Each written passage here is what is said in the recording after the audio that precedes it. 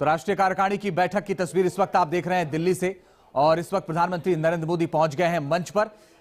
BJP के राष्ट्रीय अध्यक्ष जेपी नड्डा ने स्वागत किया और इस स्वागत के बाद अब मंच पर पहुंच गए हैं जेपी नड्डा और प्रधानमंत्री नरेंद्र मोदी। दोनों की तस्वीर आप देखेंगे। आज और कल 2 दिन की महत्वपूर्ण राष्ट्रीय कार्यकारिणी की बैठक होने जा रही है, जिसमें तमाम राज्यों के मुख्यमंत्री, उप मुख्यमंत्री, केंद्रीय मंत्री मौजूद हैं। यह बैठक अपने आप में बहुत अहम है, क्योंकि आने वाले वक्त में 9 राज्यों में विधानसभा का चुनाव होना है, फिर 2024 में लोकसभा का चुनाव होना है।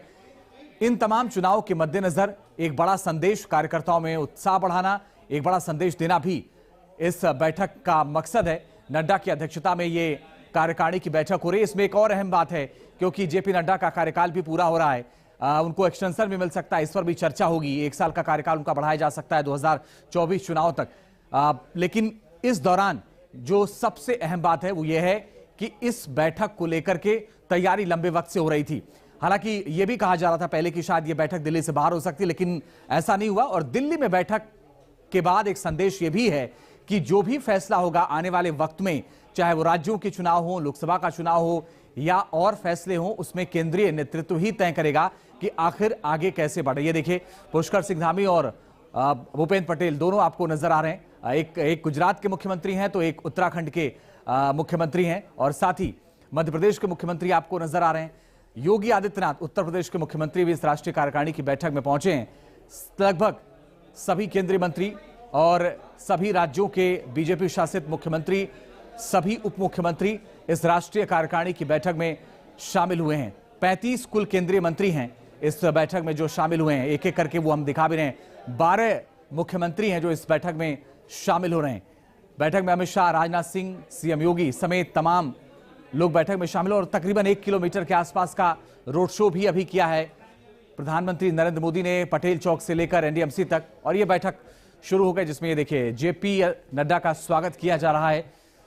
मंच पर 2 कुर्सियां हैं, एक तरफ प्रधानमंत्री नरेंद्र मोदी हैं और दूसरी तरफ भारतीय जनता पार्टी के राष्ट्रीय अध्यक्ष जेपी नड्डा। जेपी नड्डा का स्वागत किया गया है और यह बैठक शुरू हो गई है। इस बैठक का जो अहम मुद्दा है, जो अहम एजेंडा है, वो ये है कि आने वाले वक्त में जो चुनाव होने हैं 9 राज्यों में, अगर इसमें जम्मू कश्मीर भी जोड़ दें तो 10 राज्य हो जाएंगे, और फिर 2024 में लोकसभा का चुनाव होना है, उसमें कैसे और बढ़त बनाई जाए। और 160 सीटों पर 2019 में बीजेपी चुनाव हारी थी, उसको लेकर के भी इन बैठकों में मंथन किया जाएगा। आज और कल, आज ये कार्यक्रम शुरू हो गया, कल पूरे दिन ये बैठक, जो 16 और 17 जनवरी को इस बैठक का आयोजन किया गया है। और इस बैठक में ये देखिए, अब प्रधानमंत्री नरेंद्र मोदी का यहां पर फूल देकर स्वागत किया जा रहा है। अब प्रधानमंत्री का स्वागत, इससे पहले भारतीय जनता पार्टी के राष्ट्रीय अध्यक्ष जेपी नड्डा का स्वागत किया गया।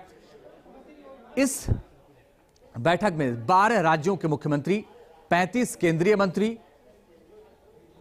तमाम उप मुख्यमंत्री और साथ ही बीजेपी के सभी वरिष्ठ नेता मौजूद हैं। इसे देखिए, चंद सेकंड पहले की तस्वीर, जब पहुंचने पर मंच पर प्रधानमंत्री का एक स्वागत किया गया। विकास चंद्रा हमारे सहयोगी ज्यादा जानकारी के लिए इस वक्त सीधे जुड़ गए हैं। विकास, ये बैठक शुरू हो गई है, सबसे पहले क्या मंथन होने वाला है?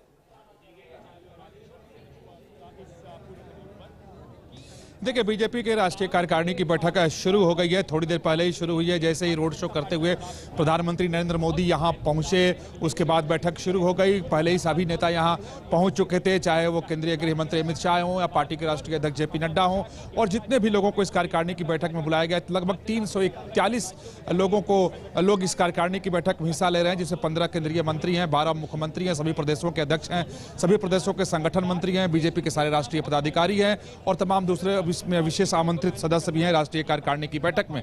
अगर मुद्दों और एजेंडों की बात की जाए तो 2024 के मिशन मोड पर बीजेपी अभी चल रही है, चुनावी मोड में आ चुकी है।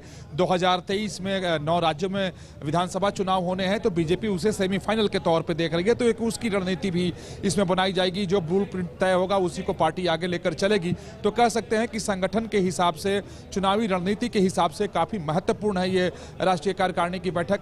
लेकिन एक महत्वपूर्ण काम इसमें और होने वाले हैं, क्योंकि क्योंकि बीजेपी की जो राष्ट्रीय अध्यक्ष है जेपी नड्डा, वो लोकसभा चुनाव तक 2024 के होने तक पार्टी के अध्यक्ष बने रहेंगे, जबकि उनका कार्यकाल आने वाले 20 जनवरी को समाप्त हो रहा है। तो उनका जो कार्य विस्तार उन्हें मिलने वाला है, उस पर इसी कार्यकारिणी की बैठक में मुहर लगाई जाएगी। हालांकि आज जब कार्यकारिणी की बैठक शुरू हुई, उसके पहले बीजेपी के राष्ट्रीय पदाधिकारियों की बैठक हुई थी, उसमें भी देश भर के पदाधिकारी हिस्सा लिए थे। तो उसमें तमाम सारे मुद्दों को तय किया गया जिस पर इस कार्यकारिणी की बैठक में चर्चा की जाएगी। मसलन उसमें से जो जानकारी मिली है उसमें यह है कि जो प्रधानमंत्री के मन की बात है, चाहे परीक्षा पे चर्चा है या G20 की अध्यक्षता जो भारत को मिली है, साथ ही बीजेपी ने देश भर से जो 160 लोकसभा क्षेत्रों को चिन्हित किया है जहां पार्टी 2019 के लोकसभा चुनाव में हार गई थी, जहां पार्टी की कमजोर स्थिति है, तो कैसे इन लोकसभा क्षेत्रों में पार्टी की स्थिति मजबूत हो, मन की बात और परीक्षा पे चर्चा को जन जन तक कैसे पहुंचाया जाए।